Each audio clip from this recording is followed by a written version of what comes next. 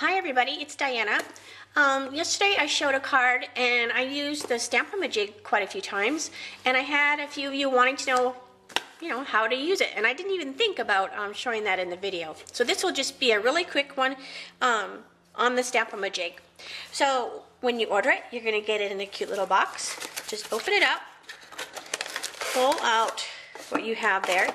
You have a little instruction sheet with the instructions in English, as well as a couple other languages, and you will get the imaging sheet, which is this right here, which is what you're supposed to stamp on, and it's a little thick piece of plastic. And then of course you get your jig. So I'm going to stick that back in there because that's a new one. I don't want to use that one. I'll have my regular one. So this is how you use the Stamp-a-ma-jig if you use it just with the stuff that you get in the box.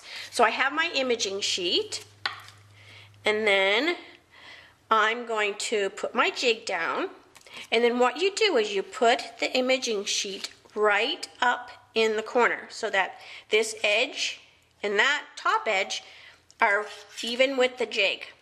And then what you're going to do is you're actually going to make you're going to stamp on there, and you're basically making like a stamp positioner sheet.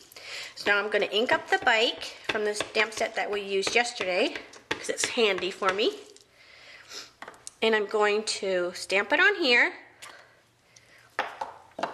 So now my little bike is on here. So now what this will be like is, so here's my card. And I want to put my bicycle about here. So I'm going to put my sheet down that I made the bicycle with, and then I'm going to put my jig back. And it's important that you know you want the jig to be touching your paper because it's going to hold the paper in place. So after it's in here and I take the imaging sheet away, if it's not, sometimes when you move the imaging sheet away, it'll move your paper if the jig isn't rested against it. If you're doing a small thing, just put a little bit of adhesive on your paper and touch it a little bit with your finger so it takes some of the stickiness off. And then lay your piece of paper that you're going to stamp on. And then when you take your imaging sheet away, it'll stay in place. But it also is not all the way stuck, so you can peel it off. So that, because you can use the jig with any size paper. I use the jig most of the time when I use the framelits because I like to stamp afterwards. So, all right, I'm going to ink up the bike, and now you can see my jig is here, so I know that that is going to be where I wanted the bike to be because I put the imaging sheet there. Now I'm going to slide the block down just in the same places that the jig was, so the Stamp-a-ma-jig sheet. Now my bike is exactly where I wanted it to be.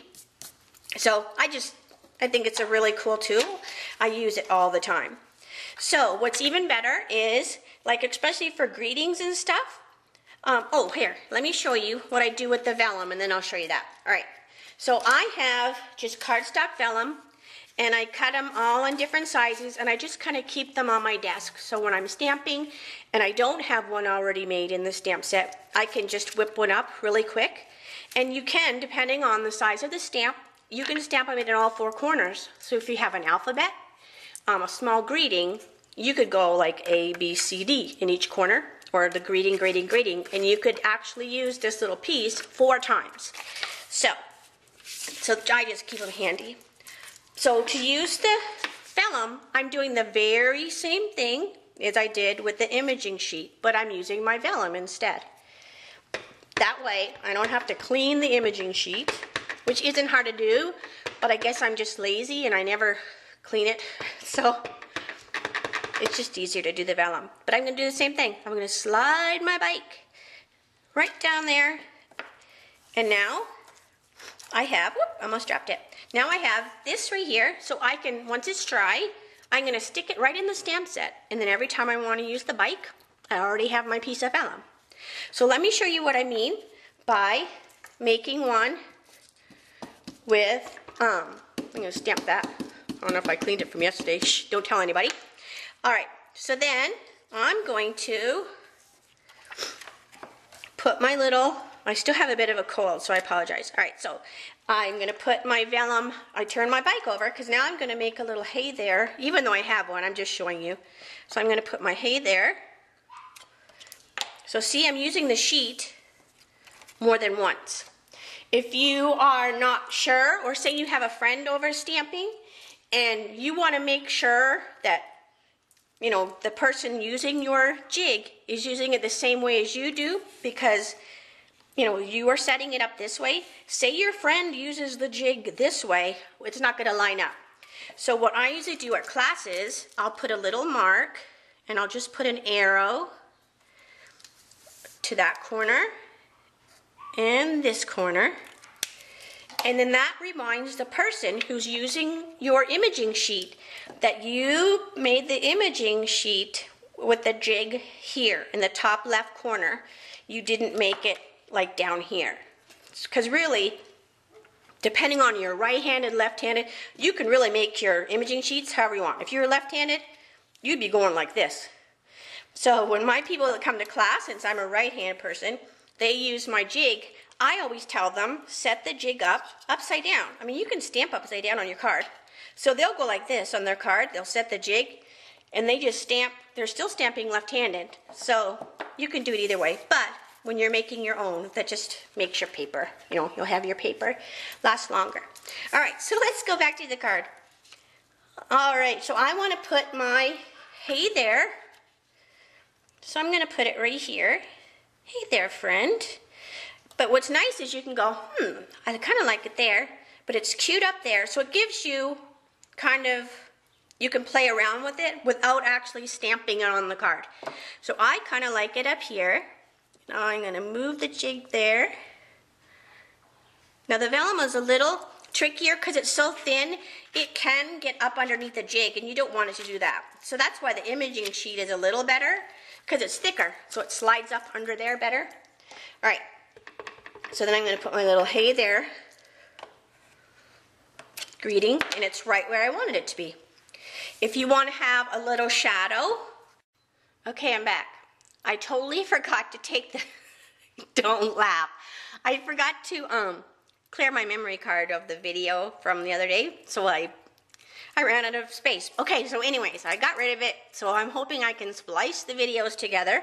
So, this is, I think, where I left off. I stamped the hey there once, and now what I'm going to do is I'm going to take my little jig, and I want to put a little bit of a shadow. And this is just something if you want to. Sometimes it looks kind of cool. So I'm going to go hey there with a shadow. And I just moved it just a little bit to the side. And now I'm going to ink up my hey there. But I'm going to stamp it off twice.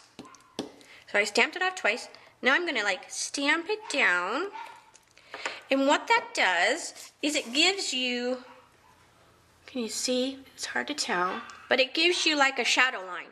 I didn't necessarily do it with the bike because there's so much detail. It would just look kind of blurry, like, you know, you've been sniffing the stays-on pad or something. So you don't want it to look too freaky on the card, but the greeting looks kind of cool with the shadow on it. So, I think that's all I need to tell you about. But, if not, I'll stick it in the little things on the bottom, but I want to get this loaded up, see if I can splice the videos together, and I'll try to remember next time to clear my memory card before I start. So if you want to see anything else, this was supposed to be a short video, but it's probably long because of my jabbering, but if you want to see anything, any of the tools or whatever, or if I'm not, if I show something in a video and I don't explain it well, just holler at me and I'll try to whip you up a video to show you. So thanks a lot, and thanks for stopping in. Bye.